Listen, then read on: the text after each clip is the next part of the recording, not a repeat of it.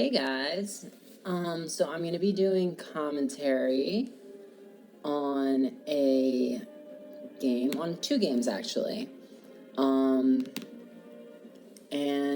I was playing against a dude named Melon actually. Funny name. And my kitty cat is here, so I'm going to be petting her while I speak. So here we go. I got my peeps off to a pretty traditional start in 0 AD.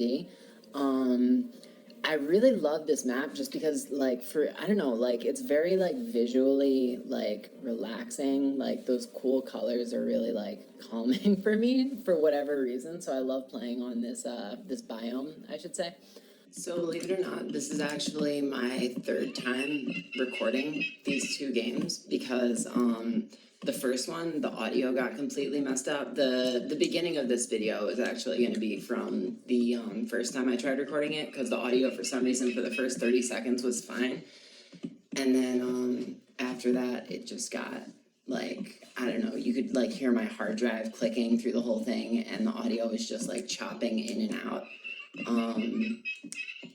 And then the second time I tried recording it, the recording stopped like halfway through. So I'm just starting fresh, and I'm going to do commentary on these two games against Melon that I played the other day. Within the course of these two games, my skills as a 0 AD player just like shot up. I mentioned that in the first 0 AD video that I uploaded. And it was really a day of playing. This was like my 10th game that day or something. But it was really these two games that really, like, I don't know, for some reason something just clicked, and I realized what I needed to do to, just improve really my late game strategy, because I already had a pretty good boom, and in fact my boom in this game was like way better than in the second game. But you'll see what happened in the late game between me and Melon. Cool, looks like I just finished getting the berry upgrade. I don't have any extra berries up around my base. There are some over here and over here, but those are way too far away to realistically, practically get in phase one. It would be much better to just put these 10 women over onto, or these 15. Normally I only put 10 women on berries. This was a mistake. 5 of those should be on wood. But normally it's just better, I think, unless the berries are just outside the boundaries of your base or within the boundaries of your base, it tends to be a lot better to just send those women straight to farming instead of, like, trying to have them walk this insane distance from here all the way to, like here where you would put the farmstead. So yeah, I'm gonna try not to swivel the camera around too much for this game, but it shouldn't be too disorienting because it's just a 1v1. But yeah, normally I like to set the camera like this at the very beginning of the game so that I can see all of this distance ahead in terms of if there's troops coming or whatever. Let's see how my foe is doing. Alright, so he's getting all this wood around here. He, I don't know, I would have more gone for these, but I guess he'll probably go for those at some point. For this group, I would probably stick a storehouse like right here, or just once you get the ones right immediately surrounding your base, I would tend to, in a map with like plentiful wood lines like this one, I would just skip the ones that are a little bit further out, like these and like even like these, and just go straight for the wood line, because you're realistically not going to exhaust your supply of wood throughout a game like this. So it looks like he made a bunch of cav, 6 of them, and he's using those to hunt while his women gather the berries. He did get the berry upgrade as well. I almost always get the berry upgrade. If I have 2 sets of berries in the base or more, I always get them. Or if I'm in that one map that has the berry trees, I always get the berry upgrade. But even I find, like, just when you have this one little crop of berry bushes over here, I tend to find that getting the berry upgrade is more beneficial that early on. So I'm going to speed the game up a little bit.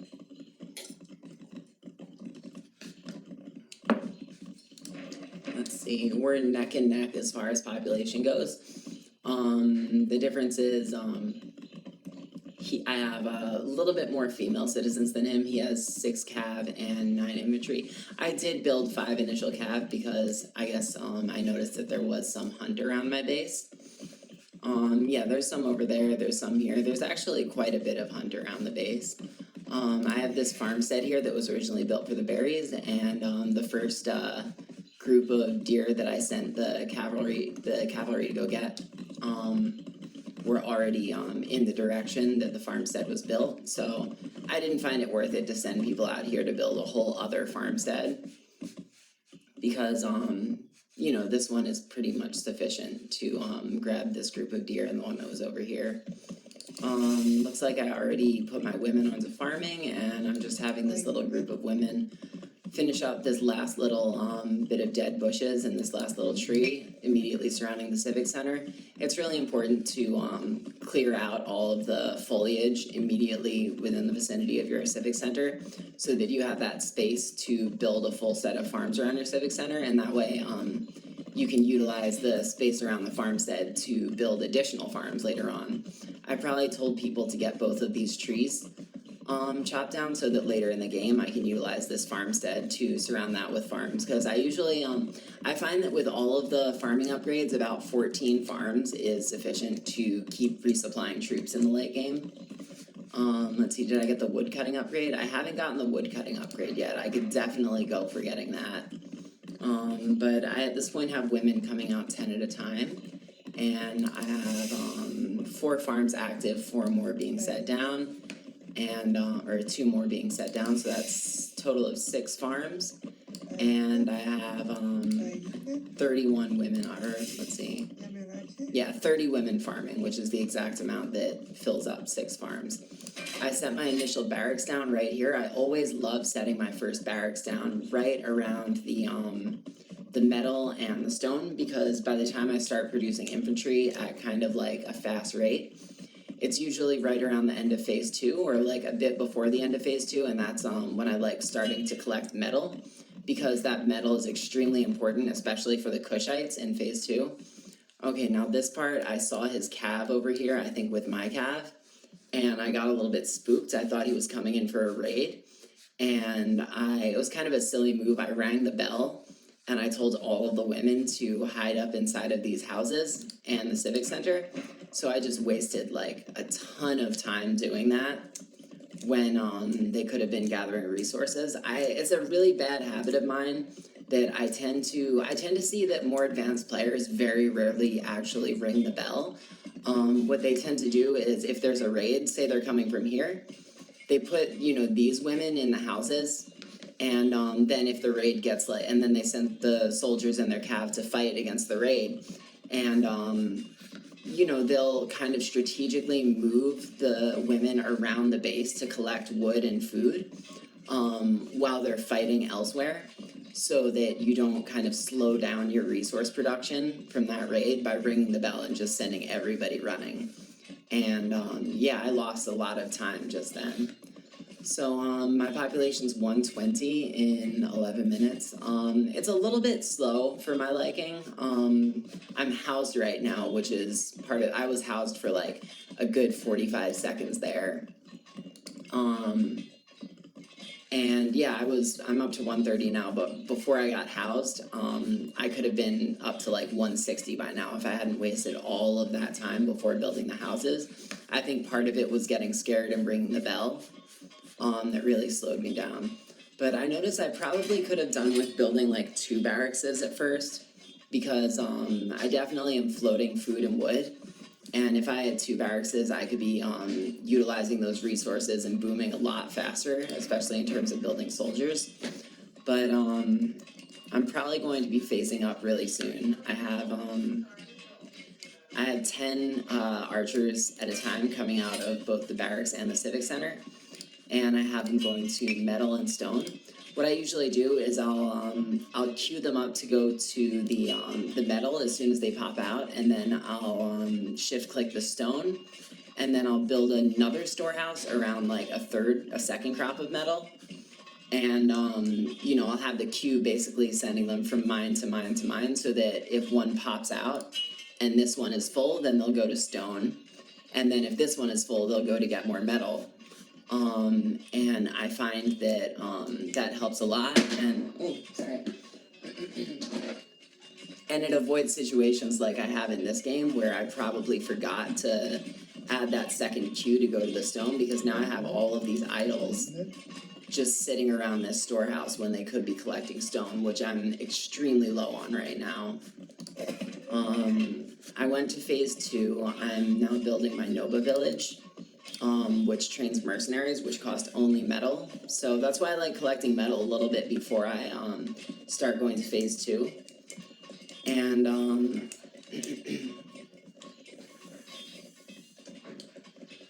that way, as soon as I get to phase 2, I have enough metal to build this Nova village, and then by the time it's built, I have enough where I can train like 5 at a time skirmishers and macemen to come out of there, and I usually have them as like my designated builders.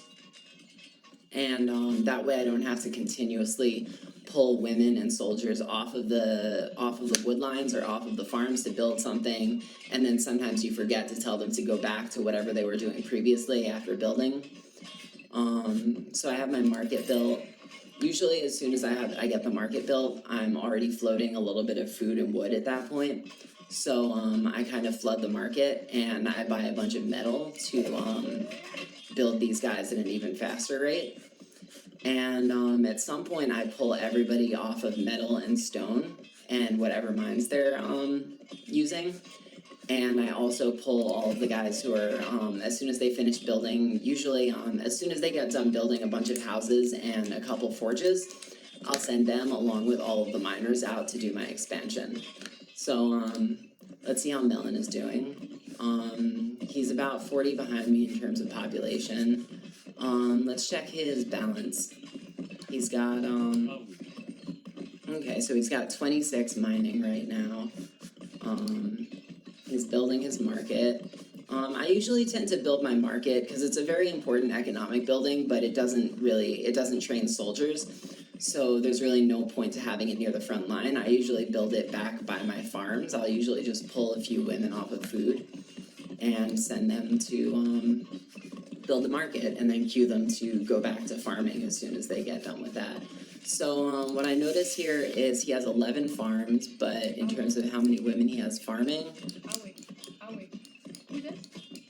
he has only 32 women farming. So he only has half the women on farms that he could potentially have. And because of that, he's running extremely low for food and he can't produce, like he's not producing at all from the Civic Center. He's producing 10 at a time from the barracks. He's not using auto queue, which I tend to use that. But it looks like he's staying on top of it. But he could be producing a lot faster if he actually filled these farms up with women. So that's a mistake. He could definitely do with building another storehouse right here so that these guys don't have to walk so far. He's got so many people on wood.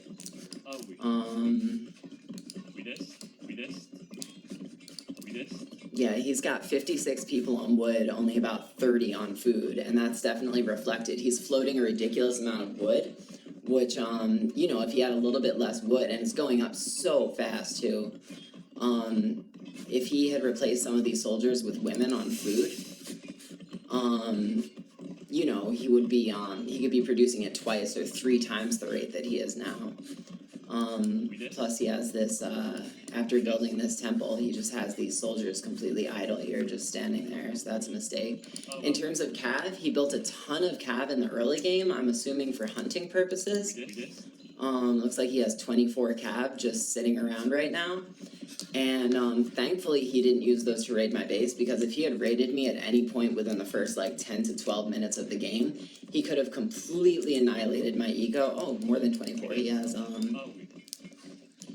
he has almost 30 cav, and yeah, I find that if you end up building a bunch of cav in the early game to hunt, if you end up building more than like, I'd say like 6 of them, you should utilize those for raiding. And if you aren't, you know, if you aren't really that comfortable with raiding that you feel like you can do successful raids, then yeah, I find like there's really not a point to building more than like 6 cav for hunting in the early game, because those 6 cav are capable of gathering food at like a really fast clip. And you know, once all the hunt is actually like cleared out from around your base, these cav are just sitting there, and those cav could have been, you know, the resource, all of the food that he had to use to build these cav, he could have used to build women, and those women could be on the farms increasing his food, which he's finally caught up in terms of his food production. Let's see.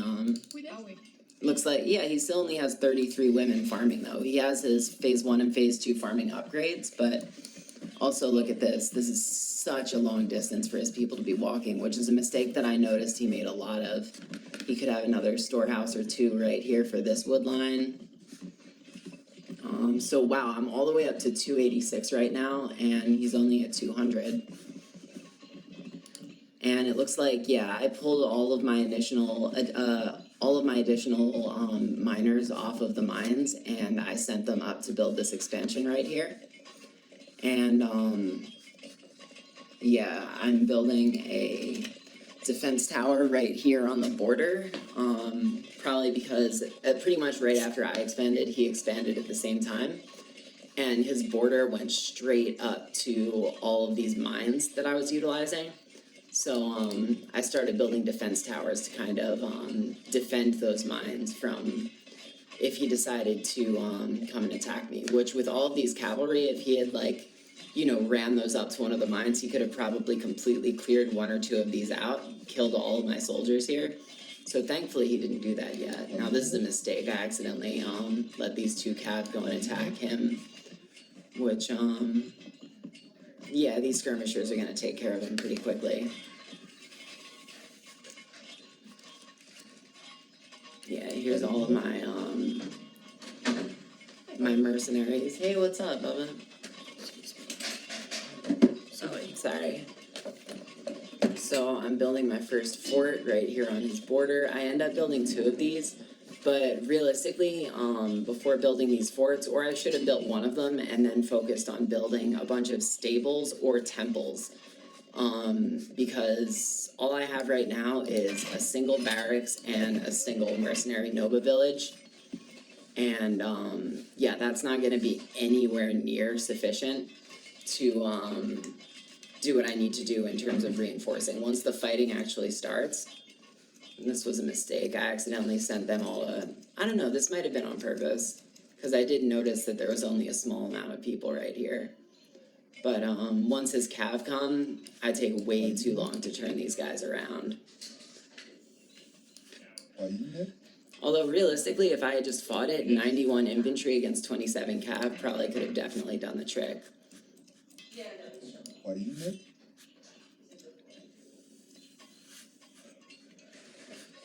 Alright, I put them right back on the mines.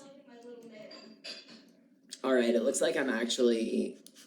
Yeah, this is a huge mistake, pulling everybody off. First of all, I don't think I had them drop off... Yeah, I didn't have them drop off their resources, which... Realistically, it isn't that much metal, but okay, I'm having them build a second fort right here, which is good. But if I had known how ready he was to fight, at least nowadays, I would have definitely built a bunch of stables first. But instead, I'm focusing on this second fort and this temple, which somehow this temple got destroyed. I'm not sure how, because it's definitely not in the range of... Oh, okay, I destroyed it on purpose, because I wanted to build the temple a little bit further back. So I'm building up this fort. Let's see, back at home, I have a ton of idols around my first metal mine. So normally I kind of queue them, and I have some idols over here. They should be on wood. I think I briefly pulled them off to build houses and whatnot. But, yeah, I definitely, and I shouldn't have these women walking so far. They should have just built another storehouse right here, or a bunch of storehouses kind of around this wood line to grab all this wood. But yeah, it looks like I have my 2. So this is a really good defense, but here was a mistake I made. For my reinforcement buildings, I ended up deciding to build 5 barracks, which in phase 3, when I have Noba villages, the smaller temples, and stables where I could theoretically train champion cav all at my disposal, building barracks here, like 1 or 2 couldn't hurt, you know, because the cheapness and the quickness of building in terms of archers and other, you know, initial starting swordsmen, pikemen, and spearmen. Those units are good because they're cheap and you can reinforce quickly with them. I have no idea what I'm doing with these guys over here. But, yeah, those units are good, but realistically, I'm floating so many resources, especially metal. So if I had changed these to stables, I could have, you know, been reinforcing with champion cavalry. If I had, you know, built the elephant guy who gives you the smaller temples cheaper and faster, I could be utilizing those to reinforce with the axemen who come out of the smaller temples. And yeah, I'm not even building the temple guards who come out of the bigger temple. I could be utilizing those. I'm floating so many resources. Realistically, there's not a reason I should have lost this game. But yeah, as it is, I'm totally unprepared for this massive attack that he's about to throw at me.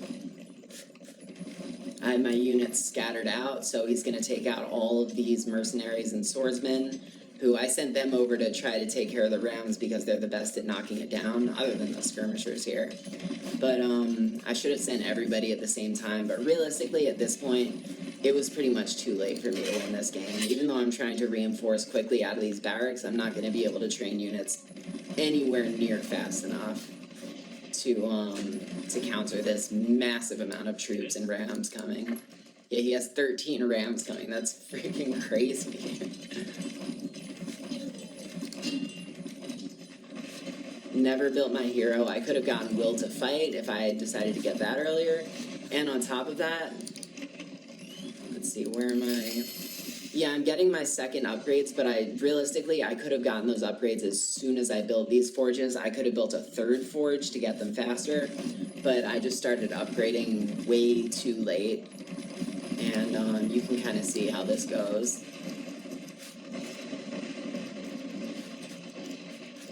And I resigned pretty quickly after this because I could see what was going on. Yeah, I had a bunch of idle soldiers as well, which I could have sent in. All of these guys over here who had finished with the mines. Yeah, this was not well played as far as the late game goes, but yeah, I was, I don't know, he told me that, he said well played, which I kind of disagree with him after this game, but I was pumped because, especially after I looked at the stats, I saw that my score was almost as high as his. My economy score was actually higher than his. And I saw that I was pretty much ahead of him for almost the entire game, like very ahead of him, right up towards the very end.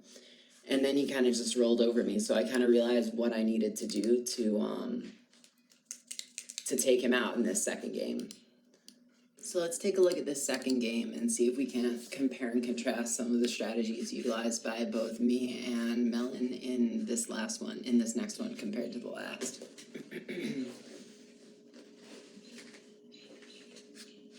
So I'm gonna speed it up.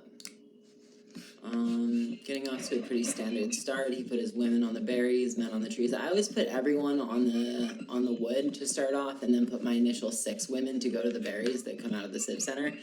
Also, there's no point in producing this first group of people one by one. It's always faster to produce in batches. So from what I remember in this game, my eco was actually not anywhere near as good as it was in the first game, but it ended up not really mattering. Because of the alterations that I made with my late game strategy. So Yeah, he loves his early cavalry. I'm really glad that he didn't raid me in either of these games, because if he had, the games would have both gone a lot different. The first one would have been a lot shorter, and this one he would have definitely won. There have been so many games where I get raided early on in the game, and I just end up resigning within the first like 5 to 10 minutes, because I already can see the player's skills based off how they rated me. And if I can tell that they're way better than me, and they get that, you know, they get started like way ahead of me, I know the game's not going to be very fun, because yeah, you know, if I've already lost like more than half my population 2 minutes in, it's like, what the point?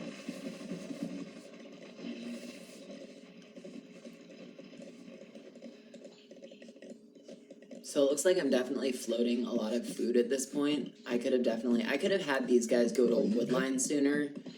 And I could have had, instead of 15 women, okay, so I already have 20 women on 4 farms. I could have had at least 5 of these gathering wood, and I could have built a storehouse over here.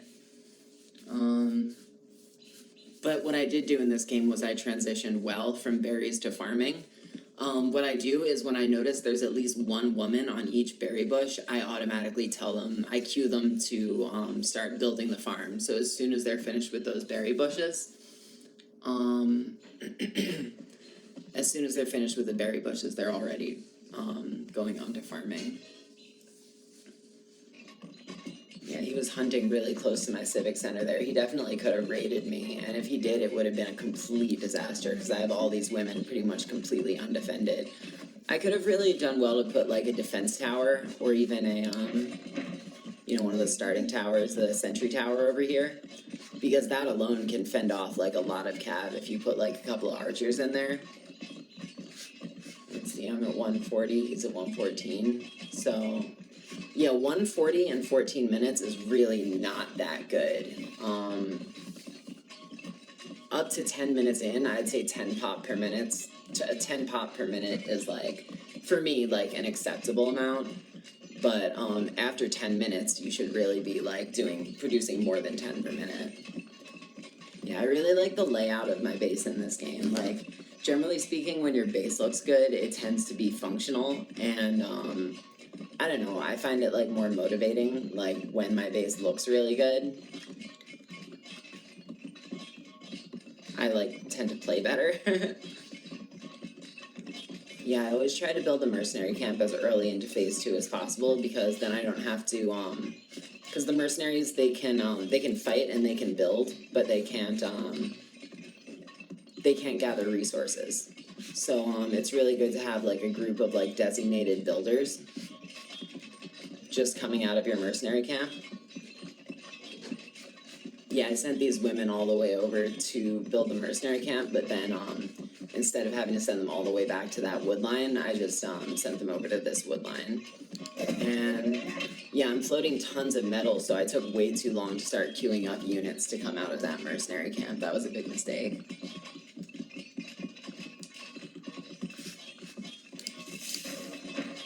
I didn't phase up until like 13 or 14 minutes in, but I find in Alpha 25, like, as long as you're producing units at a really fast clip, it's okay if you phase up a little bit later in the game,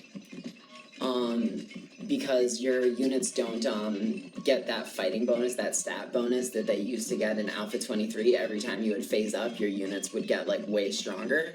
So phasing up used to be strategically like way more important, because if your opponent phases up, they can wipe you out with like way less soldiers. But now in I think they changed it in Alpha 24 or Alpha 25. You don't get that fighting bonus when you phase up. So phasing up really just becomes for the buildings and for like the units that you can build in those higher phases, which is still really important. I do need to, if I had had a better eco balance, if I had more people on wood, and not quite so many on food early on, then I could have definitely phased up earlier. And I could have also probably built a second barracks and had more people coming out of there faster. Yeah, I usually pull a few women off of my farms at this point to build the market. And then I usually, if I have excess food or excess wood, I'll sell it all off at the market, as early on in the game as possible for metal and sometimes stone, because that allows me to build out of my mercenary camp a lot faster because they only cost metal. And it also allows me to get the upgrades way faster. So, yeah, I don't know if I did it in this game, but normally around this time I would sell off all of that extra food. Yep, just did it. Yeah, for all that extra metal, which is awesome. Metal is so important for the Kushites. I really love this biome. It has like so many extra wood lines. And yeah, I find that my playing tends to get really sloppy when I'm playing in a biome that has like barely any wood. Like it messes up my build order like majorly. And yeah, there's that one biome where there's like no wood lines at all. It's freaking ridiculous. A lot of players are like, oh, it's more challenging that way, but I'm like, fuck that shit.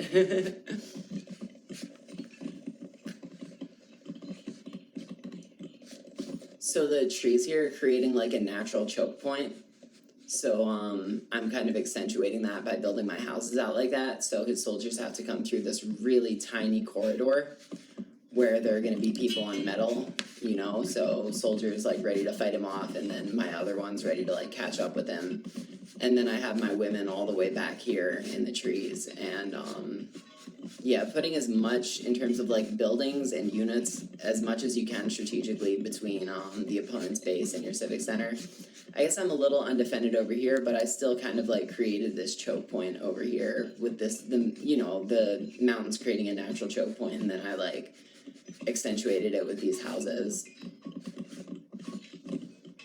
So I really like building my civic center, my second civic center. If there are resources to gather, like there's metal over here, I actually really like building my second civic center as close as I can to my first one, because it makes it way easier to defend. But yeah, I really love the skirmishers you get as the Kushites in by building this Nova village. Because skirmishers are like one of the most strategically important units in the game. And yeah, archers stock as a starting unit.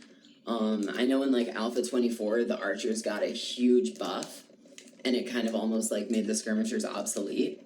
I didn't really play during Alpha 24, but I watched this one video by Tom0AD, and he was talking about how, because of the buff that the archers got, it turned the Kushites and the Marians into, like, the best civs. And then when I started playing again in Alpha 25, I didn't get the news that archers got severely nerfed for Alpha 25. So I went by what he said about the Kushites being one of the best civs in the game. I think he said either the Marians or the Kushites were the best, and Marians were already my favorite. But I started playing as only the Marians and the Kushites, and then I started playing as only the Kushites. And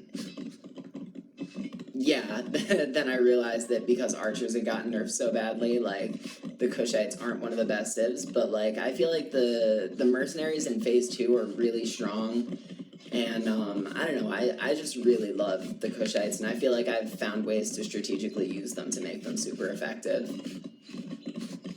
So I'm trying to, you know, create more choke points here along the map, so that he has to kind of run in between these walls of like trees and like houses if he wants to attack me.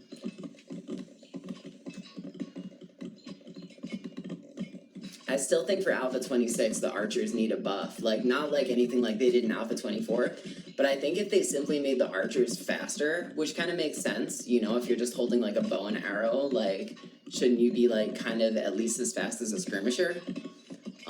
I feel like if they gave archers that movement speed bonus, then they would be, you know, just as effective as skirmishers, because they have the range, and, you know, skirmishers have the strength. And they both kind of have a speed bonus.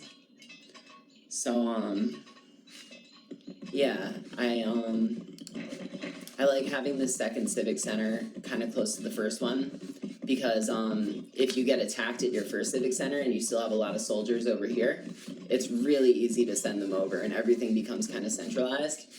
And then I like building my fort as kind of like the point of the arrow, the tip of the arrow kind of facing towards my enemy's base. Because the triangle is like the strongest shape in nature, supposedly. So I think strategically, like laying out your base like that is really good, because the fort is like for the Kushites and for most civilizations, it's like mostly a defensive building. You know, you can build your hero from there, but as far as reinforcing, you know, if you lose your fort, it's not the most disastrous thing ever. It's mostly made just to kind of like absorb damage. So putting the fort right up front and then putting all your reinforcing buildings kind of like back in the middle, and then having your civ centers be like the most protected thing furthest back, I find is the move. But yeah,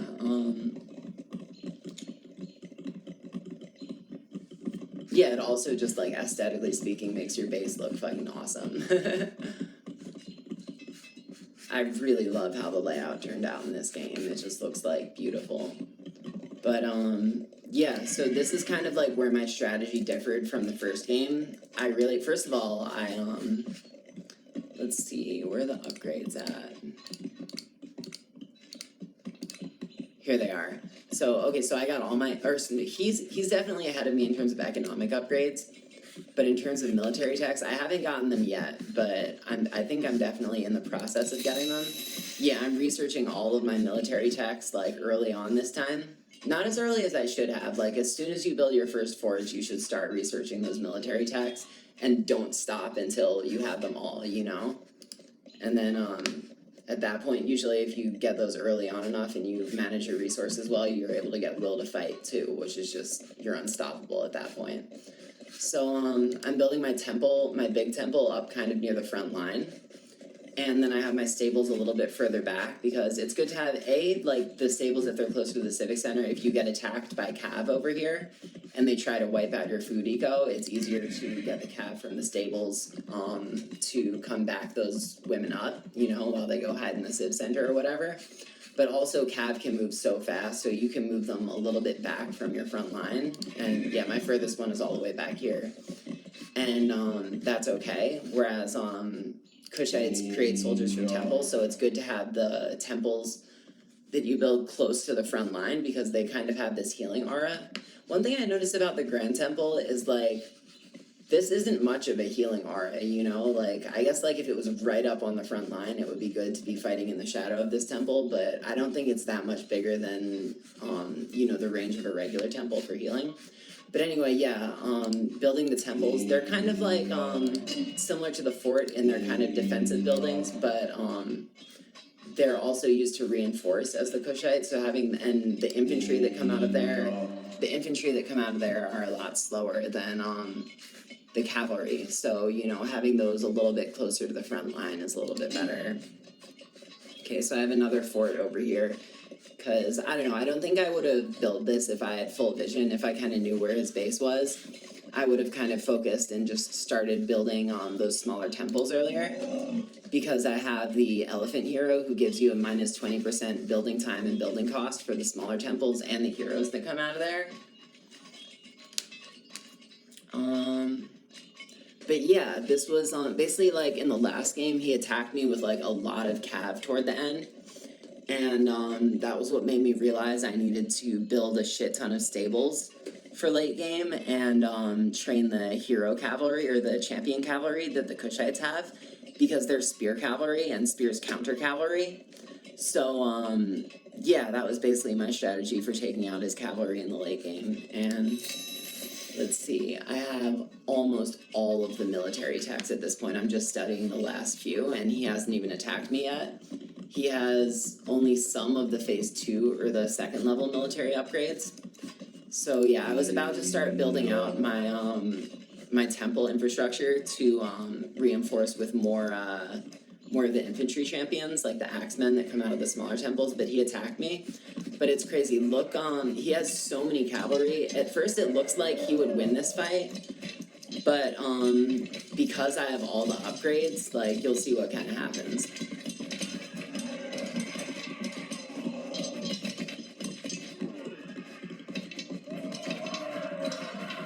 Got his hero here.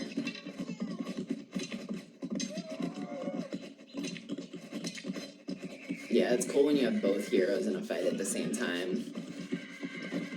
This is gonna make a really good YouTube thumbnail.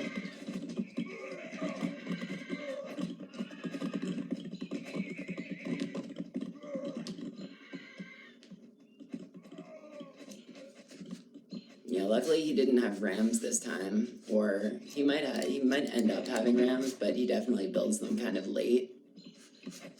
And I've already like, see, his pop's actually ahead of mine at this point still, so he's like doing a good job reinforcing, but yeah, I have all of these champion cavalry. I usually like to stagger the champion cavalry with the regular cavalry to come out of the stables, because the champion cavalry are stronger, but they also cost metal, you know, and the regular cavalry only costs food and wood, so if you have your food and wood eco good, which I pretty much do in this game, although I made one major mistake in this game, which I'll show you guys at the end, but yeah, right now what I'm basically doing is I'm grouping all of my troops inside of this fort and inside of this temple because I had to reinforce after he took out my initial wave.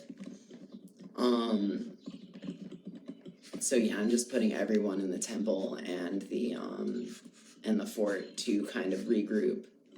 But yeah, I'm building these infantry swordsmen 5 at a time. They're so good. Cuides.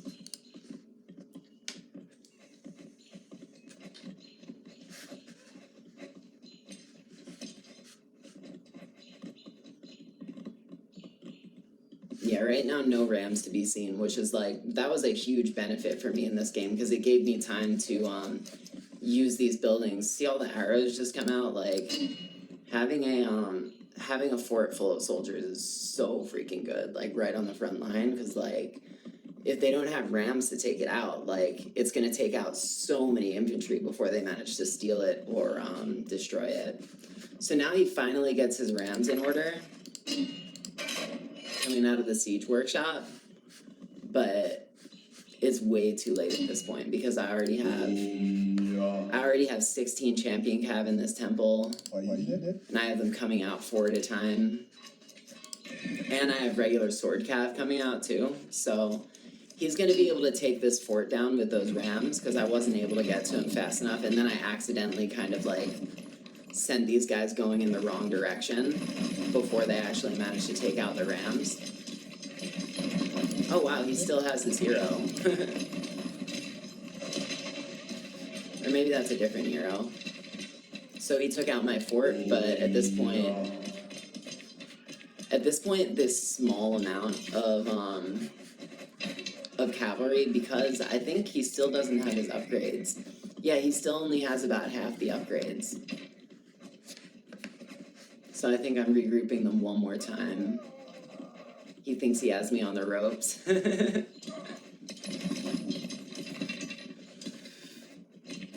Little does he know.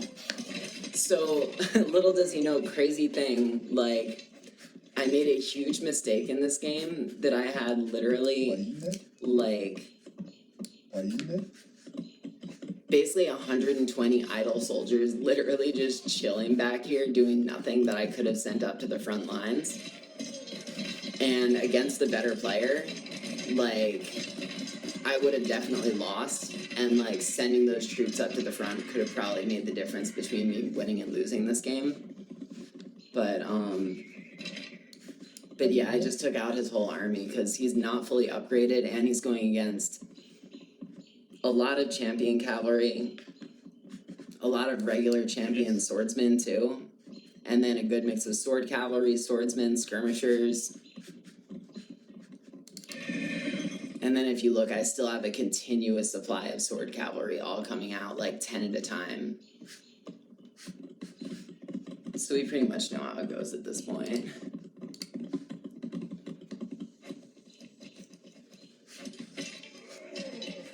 Makes a last stand with these skirmishers.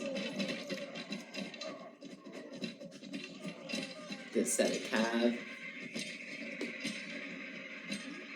I mean, he's reinforcing well, like, he did a good job, and, like, he still had a ton of resources at the end before I took him out. But those champion cav are just, like, can't resist him. And at this point, he pretty much gives up. But yeah, like, that was good, but like, this was such a noobish thing to do, like having all of these people back here who finished on the mines.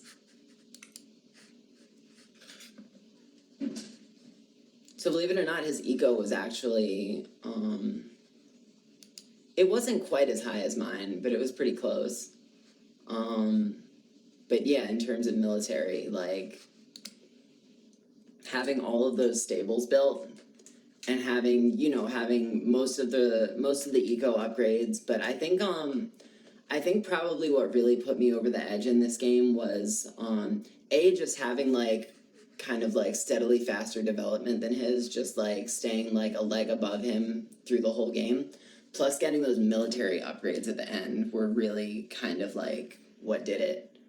All right, thank you guys so much for watching. Go follow 08, or go subscribe to 0AD Newbie Rush, and also shout out Tom 0AD. Go subscribe to him too. Like, subscribe, and hit the bell if you want to see more videos, and I hope to see you guys again.